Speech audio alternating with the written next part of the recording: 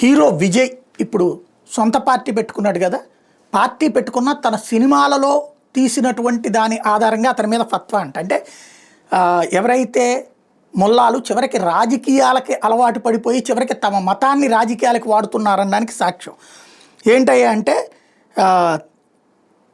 All India Muslim Jamaat ఏఐఎంజే అధ్యక్షుడు మౌలానా షహబుద్దీన్ రజ్వీ ఓ ఫత్వా జారీ చేశాట.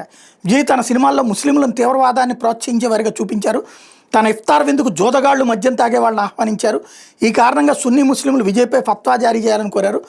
అందుకే ఫత్వా జారీ చేశా అని రజ్వీ చెప్పుకొచ్చారు.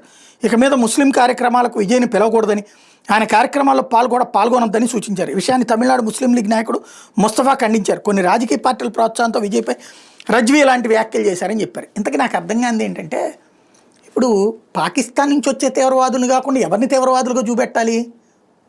పాకిస్తాన్లో ఉన్న హిందువుల్ని తీవ్రవాదులుగా చూపెడతారా? లేకపోతే ఆఫ్ఘనిస్తాన్ నుంచి వచ్చినటువంటి తాలిబాన్లని తీవ్రవాదులుగా కాకుండా గొప్పల కింద చూపెడతారా? అంటే హిందువుల్ని తీవ్రవాదులుగా చూపెట్టలేదు, ముస్లింలని తీవ్రవాదులుగా చూపెడతారు. ముస్లింలు అందరూ తీవ్రవాదులు కాదు, కానీ తీవ్రవాదం చేస్తున్న వాళ్ళందరూ ఆ మతాన్నే చూపెట్టుకుంటున్నారు, ఆ మతం నుంచినే వస్తున్నారు. అది ఇక్కడ అసలు సమస్య. ముస్లింలు అందరూ తీవ్రవాదులు కానే కాదు, కానీ మతరాజ్యం స్థాపించాలనుకుంటున్న హిందువులు కాదే, క్రైస్తవులు కాదే. హింసాకాండ చేస్తున్న వాళ్ళు ఎవరు? సిరియాలో ఎవడు ఉన్మాదం చేస్తోంది? లెబనాన్లో ఎవడు చేస్తోంది? యెమెన్లో ఎవడు చేస్తోంది? ఆఫ్ఘనిస్తాన్లో ఎవడు చేస్తోంది? పాకిస్తాన్లో చేస్తోంది ఎవడు?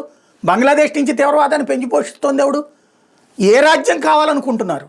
మరి అప్పుడు వాళ్ళని చూపెట్టకుండా ఇంకెవరిని చూపెట్టాలి? బాంబులు వేసింది ఎవరు? చంపేస్తోంది ఎవరు? ప్రాణాలు తీస్తోంది ఎవరు? బెంగాల్లో మత కలహాలు సృష్టించింది ఎవరు? మరి ఓపెన్గా కనబడుతుంటే అది కాకుండా ఇంకేం చూపెట్టాలి? వాస్తవంగా విజయ్ వ్యవహార శైలి నాకు నచ్చదు, కానీ సినిమాల్లో ఎట్లా చూపెట్టడం తప్పు అనే ఒక కొత్త సంస్కృతి, అంటే కొత్త తరహా దాడి అనమాట.